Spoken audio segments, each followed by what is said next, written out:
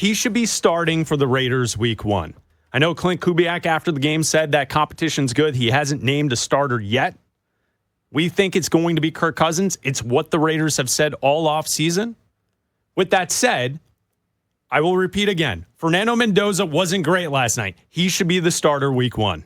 So yesterday he starts the game. I thought he played decent, right? It's preseason week 2, okay? He comes out, the first 2 plays don't go his way. He rebounded really well. That third throw was amazing. Great throw. And then the seam route? Yeah. The seam route that is the throw that you're looking for every young quarterback to step back in the pocket, and make the throw right on the money. It was great. That's exactly what you want to see. That's exactly what you want to see. And then, welcome to the NFL, kid. Well, listen, a rookie quarterback, when you are moving to your left, throwing against your body, back to the middle of the field. You can't be late. You can't do that. You can't be late. Obviously, there was some form of miscommunication. He was hoping that his receiver was going to stay in place. He kept on running. You can't be late in that situation, and it resulted in a pick 6. But guess what? 1, that's what happens in the preseason, and that's what the preseason is for. 2, he's a rookie. Rookies are going to make mistakes. 3, they're the Raiders. It doesn't matter if they're bad. They're the Raiders. It's not a big deal. And I would say even 4, look, I'm still going to say it. He's still on the team. Guess who was the first guy that went up to him when they went up to the sideline? It was Max Crosby, who wasn't playing yesterday because he wasn't starting, but also wasn't, pissing and moaning because, I got to sit through this again. Went right up to him and said, hey, man, this is the NFL. Put your helmet back on. You're going right back out there because we're about to kick off and get the ball right back. So, and then he rebounded, and even Clint Kubiak going back into the locker room at halftime when he said he's not going to play anymore, but thought he played well after the pick 6. He took a sack or 2. He played well. I thought he was flushed out of the pocket. He had a couple errant throws, but he did. I think if you just look at the box score, it doesn't tell the story. He had to deal with a couple drops. He had to deal with a couple. I mean, you're playing. You see that offensive line? Yes. You and I can rush the passer on the Raiders' backup offensive line. Backup offensive line is the key word there, too. Yeah. Backup you got to call it what line. it is. It's a preseason game, and the starters weren't playing. Exactly. He's also playing the best and deepest defense in the NFL. And even some of those catches that if the receivers would have held the ball on for an extra couple seconds or a second, would have been ruled a fumble, because those defenders for the Texans are out of this world. Even if they're backups, they're out of this world, and they resulted in drops. They resulted in balls that were batted down. They were good throws, but you're playing a brand new offense against the best defense in the NFL. That was one of the best defenses last year that just got better in the offseason. I'm not trying to say, look, it's the NFL. It's a fair fight. But he looked good, I thought, despite what the box score says and despite the pick 6 for his second game in the NFL. It was the seam route. He hit the seam route, and that's what you're looking for every young quarterback, to be comfortable in the pocket, step up in the pocket, and throw a rope. And that's what Mendoza did, and that's why he was drafted number 1 overall. And that's why the Raiders should allow him to develop. And I will guarantee 100% certainty that Mendoza as the starter inspires the locker room.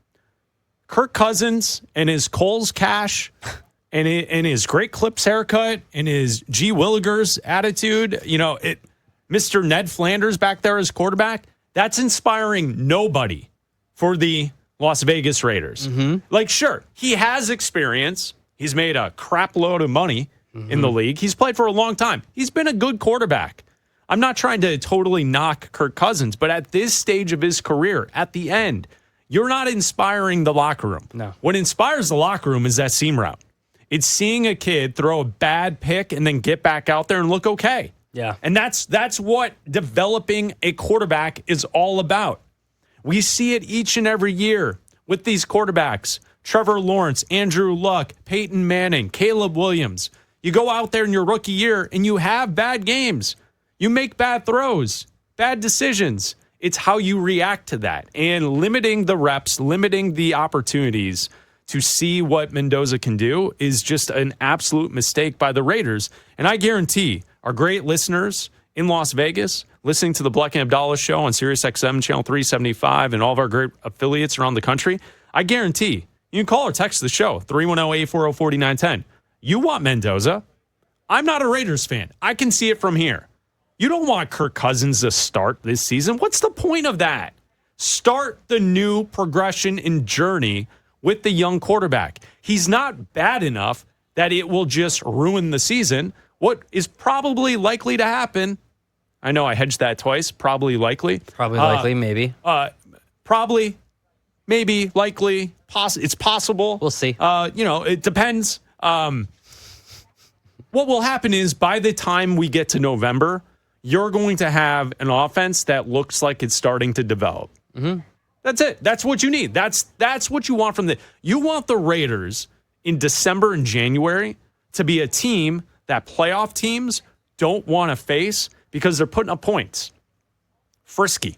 That's what you want. And I know Raider fans probably don't want to hear that because you want more from your team. Mm-hmm. But I think the best outcome to the season is that in the last 2 months of the season, the Raiders are a tough team to play. Mm-hmm. They weren't a tough team to play last year. They weren't. The last couple of years, they were not a tough team to play.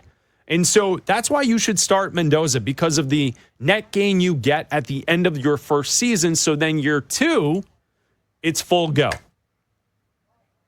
You know, everything moves forward, and that's what you focus on with the franchise. And I think it's silly that they're still suggesting that there's a competition and that Kirk Cousins may be the starter for this team.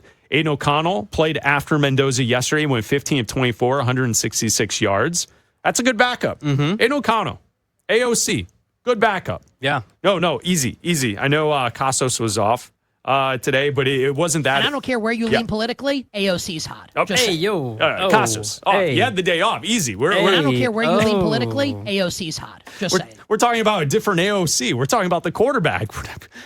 AOC, what is... And I don't care where you lean politically, AOC's hot. Listen, shout out to Aiden O'Connell. Some of us had the Raiders last night in preseason action. So for bringing them all the way back. Shout out to our guy, Nick Casas, who usually hosts before Bleck Abdalla on many affiliates around the country and on the Westwood One Sports Network. Chris Mack was in today doing a great job. Already been beating it all summer long. Okay, all right. What is up with that show? There's something in the water. All summer long. There's something going on with the show that's on right before us. Something in the water between 9 to noon, Back to football. I promise. Back to football, John Harbaugh. It's a big dude. Okay. All right. Easy, man. There it is. All right. Easy. Bleck Abdalla here on Westwood One easy. Sports and the Westwood One Sports app on a Friday. You can always call or text the show at 310-840-4910 on the air until 3 Eastern.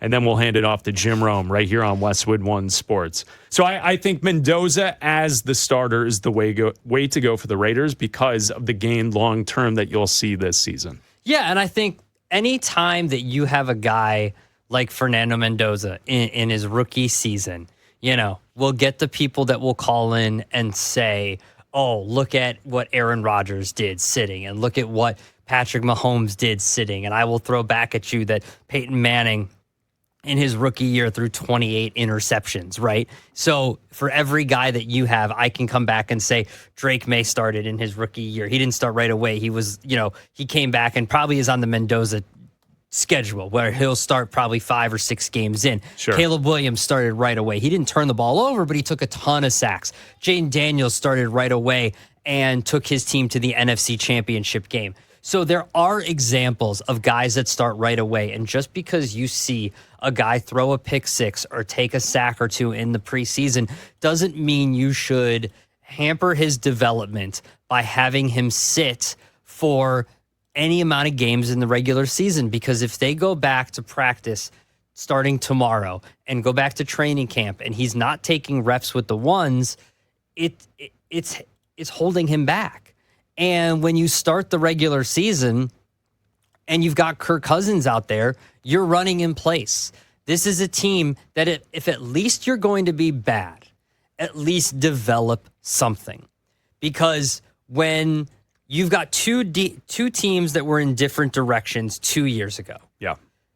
The Commanders had Jaden Daniels and they started him right away and they went to the NFC Championship game. They were on one trajectory. They were good. They were good right away, and they were on a rocket all the way till the NFC Championship game. And then last year we saw Jane Daniels got hurt. He only played in a few games. They weren't great, right? The other side of that were the Chicago Bears. They started Caleb Williams. They were really bad, and he took a lot of sacks, but he learned. He got game experience, and he had an understanding that when Ben Johnson came in, it's not like he was coming in and only had 5 or 6 games of experience. He had a full year of the NFL underneath his belt, and when Ben Johnson came in, I'm not saying that Clint Kubiak's going to get fired or anything like that, but it's a year of development. So what if you're going to be bad? Your defense is horrible. You're more than likely going to trade Max Crosby, whether it's before the season starts in a couple weeks here or at some point during the season before the trade deadline. And your offensive line is better. You spent a ton of money on it. What's the point of having Kirk Cousins back there if you spent all this money on the offensive line to protect your young quarterback? Have him play with the starters for of the final preseason game. Let him get that experience and see what that looks like. Make your decision. Let Mendoza start. There's nothing wrong with him starting. There's no reason why he shouldn't be starting. You're just hampering him and holding him back. Last night on ESPN television, Fernando Mendoza spoke to Laura Rutledge after he was out there on the field. This is Mendoza. Please do. And please tell Mr. Buck I say hello. Oh, we love it. There you go. What about Mr. Aikman? Oh, of course. I mean, he's a legend, you know. I think Mr. Buck needs some more love because, I mean, Mr. Aikman's already, you know. Well said, Fernando. You nailed it. Thank you. God bless. Back to you guys. See, there it is. Back to Mr. Buck. That's the stuff. I mean, this guy. He is. This guy, who are you saying this guy to? Mendoza. Okay, all right. Mendoza. I thought you were going after Joe Buck. And listen, I like Joe Buck. I love Joe Buck. I think Joe Buck gets a bad rap. I think so too. I think he's funny. I think he gets it. I think he's awesome. I think he hates all of your teams equally. Yeah, of course. That's the dumbest thing ever. that whole thing, like, you don't like my team because you're calling the game and my team lost. Okay. Yeah, there's only one team he hates. It's the Cubs. Yeah. I mean, he called Cardinals games for that's my point. Decades, and his father is a Hall of Famer calling Cardinal games. That's my point. I understand it, but I think even he, when the Cubs were in the 2016 World Series, I think he thought that was a cool thing that the Cubs were there. Of course he did. I'll take that. We'll take the love from Fernando Mendoza, and he says all the right things. Sometimes it's very vanilla, but boy, does he. I think he represents himself really, really well. What a refreshing personality he is. Yeah. What a backhanded compliment. He's very vanilla. I mean, I don't even think that's a compliment. That's not a compliment. Being vanilla is not a good thing. I mean, I don't think it is. Everybody wants something with the vanilla. No one just gets people that get vanilla. You always get something on the vanilla. I don't. Well, that's the least surprising thing in the world. You've got two flavors. It's like teriyaki and sweet and sour. That's it. What do you mean 2 flavors? That's the only flavors you get. No, I mean, I think vanilla ice cream is underrated. I think vanilla is very, very good on its own. I think vanilla is just a vehicle for other flavors. No, that's like that. You would say like that's the same concept with like a hot dog. Like a hot dog is a vehicle for the things that you put on the hot dog. Yeah, vanilla is just a vehicle. Vanilla ice cream is a scoop of vanilla ice cream is delicious on its own. No, you put things on it. That's ridiculous. What is wrong with you? Please tell Mr. Buck I say hello. Oh, we love it. There you go. What about Mr. Aikman? Oh, of course. I mean, he's a legend, you know. I think Mr. Buck needs some more love because, I mean, Mr. Aikman's already, you know. Well said. What do you think of the Misters? I think it's very nice and it's very polite, but I think you're being nice and polite. As soon as you're named a starter, that stuff goes away. Dude, you can't do the Misters? No. Once you're the starter, is that why he's the backup? Yeah. And those is the backup because he's handing out Misters? As soon as you're named the starter, you've got enough respect to you can just call him Buck and Aikman. You call him Buck Joe? and Aikman. Yeah, Troy? no, just call him Buck and Aikman. Joe or Troy? That's fine. Could either of those work? That's fine.